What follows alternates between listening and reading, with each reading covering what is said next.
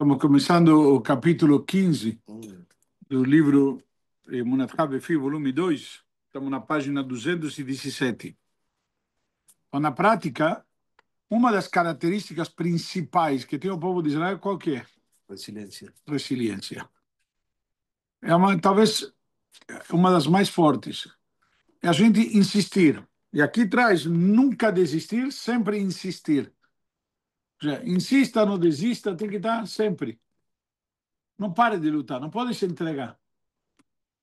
E, na verdade, isso a gente vê o mundo para quê? Não existe, se você vai ver na Torá, não existe aposentadoria. Abraão começou sua jornada com que idade? 75 anos. Vimos isso semana passada na Paraxá. Aí eu estava conversando com o pessoal, o cara falou, eu tenho 70 anos. Como se chamando velho. Eu falei, Abraão começou com 75. Não, mas não começou com 75. Mas se você que, mas se quiser, tá bom? Começou a, Exatamente. e antes era trainee. É verdade. Antes era O trainee. principal foi a partir dos 75. Mas se você acha que isso é pouco, com que idade começou Moshe Rabbeinu? Tirou o povo judeu do Egito e começou a grande jornada. Com 80 anos. Boa, boa. Há muito tempo. Tem um tempo. Então, mas também não significa que tem que ficar cruzado de braços e chegar aos 80. Peraí, se vai querer esperar aos 80 desse jeito, não vai dar certo. Tem que saber. Quando o avô da minha esposa fez 96 anos, acho que eu já contei aqui, perguntei, aí, senhor Leonardo, como que é fazer 96 anos? Ele falou, Javi, não é o mesmo pique dos 80, mas tem uma... Aí Javi perguntou, e como que é o pique dos 80? Mas, voltando ao assunto, então vamos lá, então, na verdade, agora vamos continuar com aquilo que começamos no capítulo anterior. No capítulo anterior estávamos falando sobre o quê? Sobre como a gente deve encarar doenças, tratamentos e demais. Saber que quem cura não é o médico, é Hashem, que a gente está na mão de Hashem. O médico é um instrumento, o médico é um intermediário. Na verdade, a brachá, a refuá, a cura, é inclusive não somente a cura. A saúde para não ficar doente também vem de Hashem. Porque às vezes Hashem pode te curar de forma tal que você nem ficou doente. Que seria, vamos dizer, um nível muito maior. A pessoa nem percebe. Ou seja, nem ficou doente. Entendeu? Te pegou de raspão, como se dizia. Preventivo. Tipo medicina preventiva, mas Hashem, e isso nós falamos na Tfilá, por isso que falamos, Refaíno Hashem venera fé, Oshieino veniva Shea. Nós falamos Hashem primeiro nos cura e seremos curados, e nos salva e seremos salvos. O que significa nos salva e seremos salvos? Não está falando aqui de salvação no outro conceito, porque está falando dentro da brachá de cura, no sentido de que você simplesmente nem fique doente. Já, tá bom, se eu fiquei doente, me cura. Mas Hashem, se puder que não fique doente, melhor ainda. Desculpe da doença. Certo? Querido pessoal, qual é a despesa que te deixa mais feliz de fazer? E continuar fazendo? Pagar seguro de vida. E depois, É verdade. o seguro saúde. Mas isso é relativo. Que você pagar e não usar. Melhor Se você tem que usar, já não, pagar e não tem que usar. Não tem problema, eu pago. não, melhor se não tivesse nem que usar nem pagar. Né? Não paga. Não paga. Pagar é um direito, não é uma obrigação. Ok? O conceito aqui, enquanto você está pagando, você fica feliz. Não estou pagando. Seguro de vida, se você para de pagar, tem duas maneiras. Vamos lá. Então, dando prosseguimento ao assunto anterior, perdão, assunto tratado no capítulo anterior, no qual abordamos a verajá de Amidá de Refaíno, quando tratamos sobre a verajá da cura, vamos analisar a importância de procurarmos sempre nos fortalecer em nossa tefilá e nunca desistirmos. Se nós vamos ver, a pessoa muitas vezes diz, já rezei, já pedi, e Deus não me atendeu, etc. Esse é um conceito muito sério, porque muitas vezes a pessoa diz, peraí, tenho que pedir de novo? Já pedi semana passada, já pedi ontem, já pedi, sei lá, hoje de manhã, tenho que vir à tarde também. Então, primeiro que nada, tenha insistência. Segundo, nós vemos que nossos sábios nos ensinam que a gente deve ser insistente e pedir cada vez mais para Hashem. Não podemos desistir. E dizer, já pediu, principalmente, quando a gente pede, a gente faz tefilá. Deus precisa nos ouvir? Ele não sabe o que precisamos? Tá dentro. Então, para que rezar? Para quê? Não é para Hashem. Eu não rezo para Hashem. Eu rezo para mim. Para eu ter consciência que eu preciso de uma conexão com Ele. Para eu ter consciência de que dependo dele. Para eu não me achar que estou garantido, estou feito, sou autossuficiente e dependo de mim. Quantas vezes eu posso pensar, eu consigo, aquilo lá, aquele projeto que eu fiz, aquele negócio da China, fantástico, esse negócio, eu sou bom. Não, foi Hashem que me mandou berachá. Então, do mesmo jeito como disse o rei Salomão, Lola Chachamim Lechem, o pão não é para os sábios, ou seja, não é porque você é esperto que você ganha dinheiro, é porque a gente mandou berachá. Porque tem às vezes, talvez, pode ser alguém mais inteligente que você, e ele não ganha tanto dinheiro. Na prática, isso é um conceito real que cada um de nós devemos ter presentes. Então, nos ensina aqui, justamente, primeiro que nada, que devemos pedir. E não somente devemos pedir, devemos ser insistentes. Interessante, diz o versículo, Kavel Hashem Hazak Ve'ametz Livecha Ve'kavel Hashem. Que significa? Confia em Hashem, fortaleça teu coração e confia em Hashem. Peraí, já me falou no início do versículo, confia em Hashem. Por que tem que dizer depois de novo, confia em Hashem? Confia em Hashem. Ok, confia. Fortaleça teu coração. Ok, fortaleci meu coração. E agora, acabou? E se não deu certo, confia de novo. Volta de novo, comece de novo. Ou seja, na prática é uma questão de... não existe... chega domingo, domingo não preciso rezar, ou chega Shabbat, ou chega assim... A menos que tenha feijoada, não? Aí fica. Aí é bom ficar. Então, por isso. Mas ficou para feijoada, não para rezar. Não é assim, eu fico rezando também. Não, não, não falei de você. Não, também eu sei. Falei do cara. Peraí, imagina. Eu gosto de gravar boeira com... Sim. Vamos lá. Então, Guimarães, o Talmud, em Tratado de Berachot, conta que durante o reinado do Melech Hizkiyahu, o rei Hizkiyahu, o profeta Isaías chamou a atenção do monarca dizendo: ordene sua casa, pois morto está e não viverá. Os sábios aprenderam daqui, pois morto está neste mundo e não viverá no mundo vindouro. Então o rei estava sendo castigado porque não se empenhou em se casar. Ao ouvir isto, ele se justificou: não quis me casar e ter filhos porque vi com Ruach HaKodesh, como chama, de inspiração divina, que teria descendentes rechaim, ímpios. Então não queria. Não quero deixar descendentes ímpios. Justo hoje nós falamos sobre a importância que Abraão tinha de deixar filhos sadiquim. Então o Navi lhe respondeu: por que você se mete nos caminhos ocultos de Hashem? Primeiro que nada, você tem que ter filhos. Isso cabe a você. Como serão teus filhos? Cabe a eles. Você vai dar educação, mas mesmo assim, mesmo que você vai dar educação, a livre escolha é deles. Eles têm livre-arbítrio. Do mesmo jeito que eles podem, entre aspas, sair ruins, podem sair bons. Você tente dar a educação correspondente. E você tente fazer o melhor possível que está ao teu alcance. É isso uma regra que cada um de nós devemos tentar ter consciência. Voltando ao assunto, então, como ele diz, você tem de fazer o que Hashem lhe ordenou. Não importa o amanhã. Faça o que tem de ser feito hoje. Amanhã, vamos ver como lidamos com amanhã. Hoje você tem que fazer. Então é simples. Hoje, resolva hoje. O pessoal não vende o café da manhã para jantar hoje. Então o rei então rogou-lhe: por favor, me dê sua filha como esposa, para que eu tenha filhos com ela. Por quê? Porque se ele vai casar com uma mulher, a filha de um profeta, uma moça justa, provavelmente ela vai ser uma mãe que vai educar seus filhos.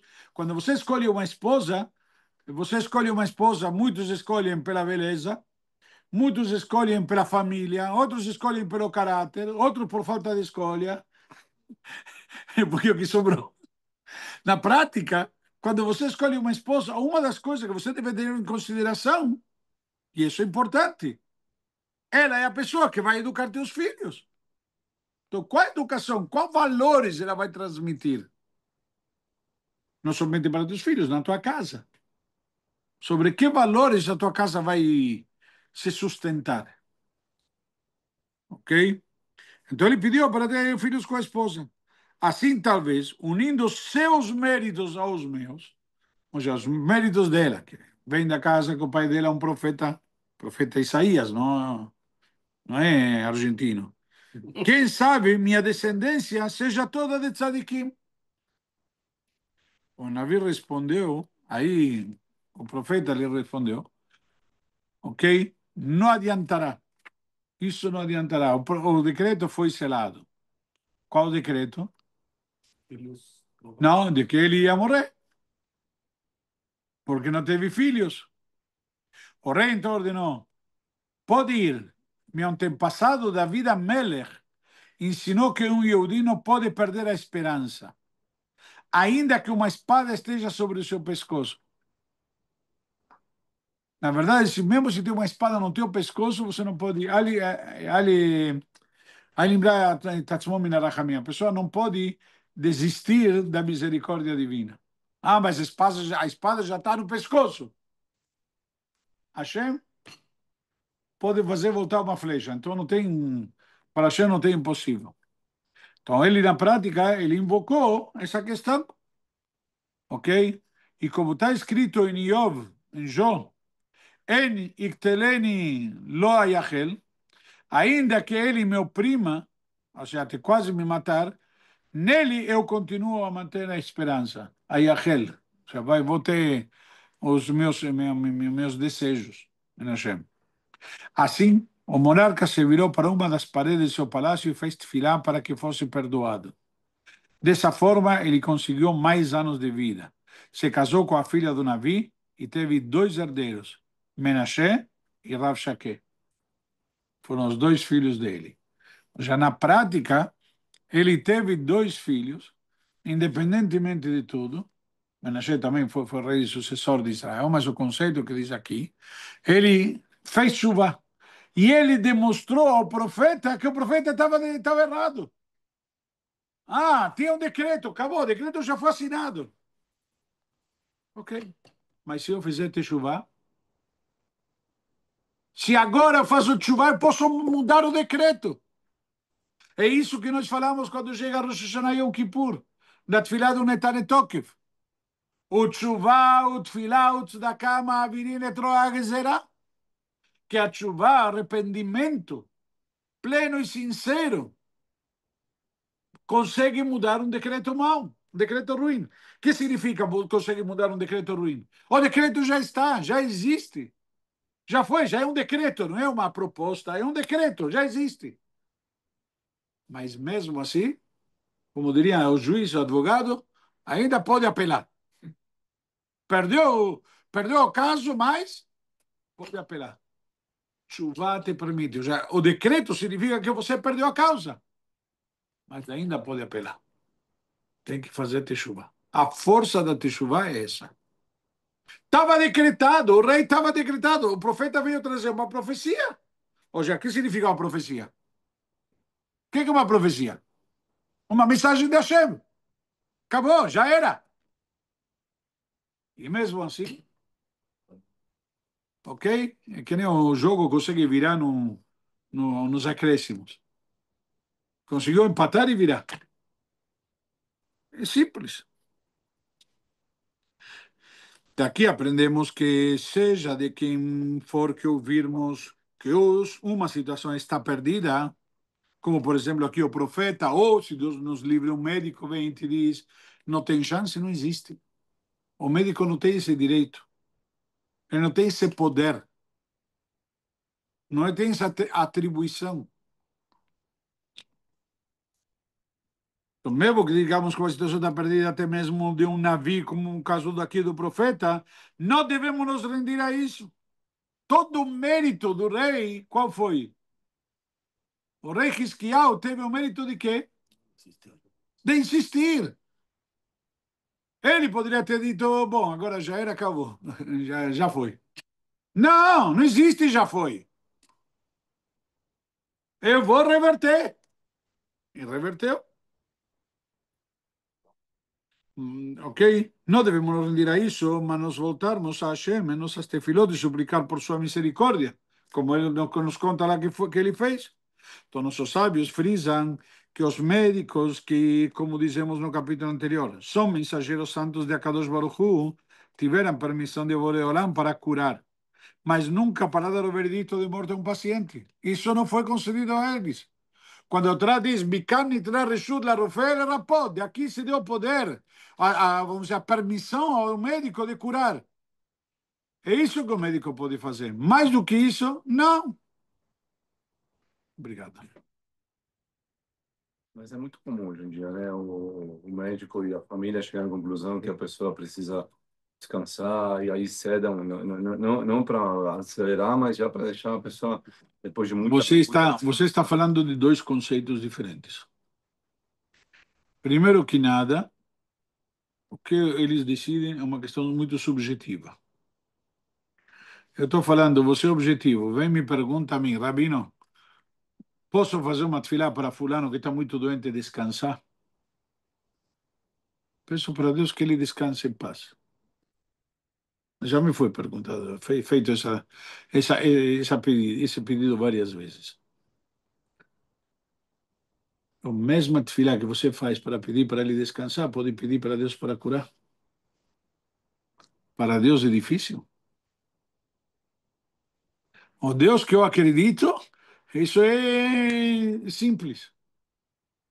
Então, simplesmente, baseado nisso, se eu vou queimar um cartucho pedindo para Deus para eventualmente descansar, peraí, queima o cartucho para pedir para curar. Ah, mas o caso é irreversível. Quem determinou que é irreversível? É isso que estamos aprendendo aqui. Se você fizer tefilá e fizer com kavaná e tudo, talvez Deus decida mudar e ele consegue. Quantas histórias conhecemos na medicina de pessoas que veio o médico e falou, se prepara para o pior e acabou. Que nem o médico que falou para o cara, para o homem, falou para ele, e ele foi visitar a sogra que estava na UTI, aí voltou para a esposa e falou, o que o médico falou? Ah, que se preparemos que tua mãe está vindo para casa. Minha mãe está vindo para casa? Como pode ser que está vindo para casa? Minha mãe estava agonizando no hospital, como pode ser? O que houve? Ah, não sei, o médico falou, se prepara para o pior.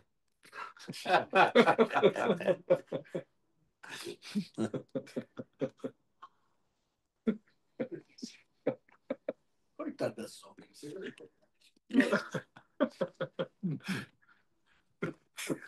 Todos riram. Ele continua rindo. Na prática, então, o que vemos aqui? O Hisquiel Amelech não se rendeu, apoiando-se no ensinamento de seus antepassados e rezou para Hashem. Porque o rei Davi assim nos ensinou. Não existe se render, não existe se entregar. Quando nós falamos antes da resiliência, o que é resiliência, então? Insistir até o fim. Então, o que é até o fim? Não há fim. Ah, bravo. Tem que dar certo. Mas às vezes insistir também demonstra um pouco de insatisfação, não é? Não, eu tenho que fazer minha parte. Eu quero que cure, então vou insistir. Eu estou insatisfeito que fique doente e eu quero que se cure. Sim, eu vou insistir. Em cada amidá vou pedir para Hashem para que se cure. Cada vez que tirar a Torá vou pedir para Hashem para que se cure. E cada vez que puder vou falar um capítulo de Teilim para que se cure. E se tiver alcance vou dar uma tzedakah com mérito que se cure. E se eu puder vou estudar a Torá para que se cure. São as ferramentas que eu tenho ao meu alcance. É melhor insistir, com todo respeito, do que depois dizer, podia ter tentado e nem tentei. O exemplo aqui do rei. O rei Hisquiel foi, pediu para Hashem e insistiu. E o rei falou o quê? Não, o profeta falou já era. O que o rei falou? Não, cara, não existe já era. Eu vou insistir. E ele conseguiu reverter. E quem veio falar não foi o médico, foi o profeta. Já veio trazer, como diz, a sentença já assinada, carimbada, homologada, publicada, sei lá o quê. E mesmo assim, ele conseguiu reverter. Então, peraí, o que estamos vendo disso? Ok? E nos lembramos do rei Esquiao, justamente, um homem de muito valor. Esse é um exemplo prático. Mas a lição para nós é muito, muito clara, muito evidente e óbvia. Vivemos num mundo onde, talvez, antigamente se sabia, como diz, uma coisa que quebrava, consertava. Hoje em dia, troca. Hoje em dia, né, é tudo descartável. As pessoas, qualquer coisa que tiver com problema, troca. Não se conserta. Hoje em dia é mais barato, você vai procurar um técnico, quanto custa para arrumar qualquer coisa, compra um novo e acabou. Antigamente as geladeiras duravam 20 anos. Hoje em dia fica feliz se dura 20 meses. Ah, não, porque o componente que quebrou vai sair mais barato que comprar uma nova. Então, exemplo bobo, não máquina de lavar, enfim. Cada um que tem em casa sabe os problemas que isso dá. E é uma realidade, ok? Então, essa condição de descartabilidade, só para encerrar a ideia, é o que nos leva, às vezes, a desistir com facilidade. Não é que não tem que desistir. Você é vendedor. Se o cara te diz não quero, você nunca mais volta? Por quê? Aí já te falou, não quero. Você insiste.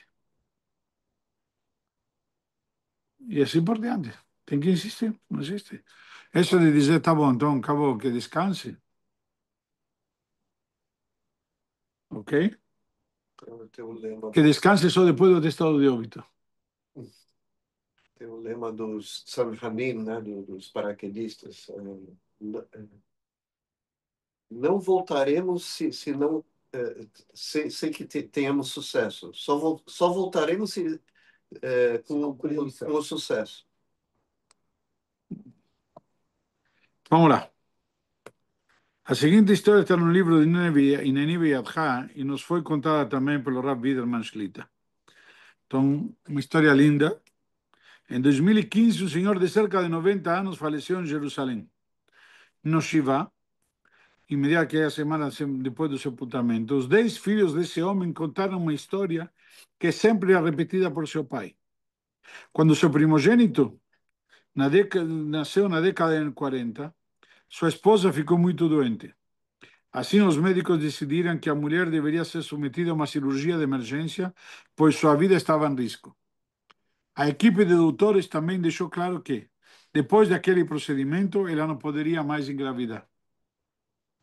Ouvindo isso, marido e esposa concordaram com a operação, já que sem a intervenção, ela faleceria do além. Deus nos livre. O marido pagou o procedimento e a data da cirurgia foi definida.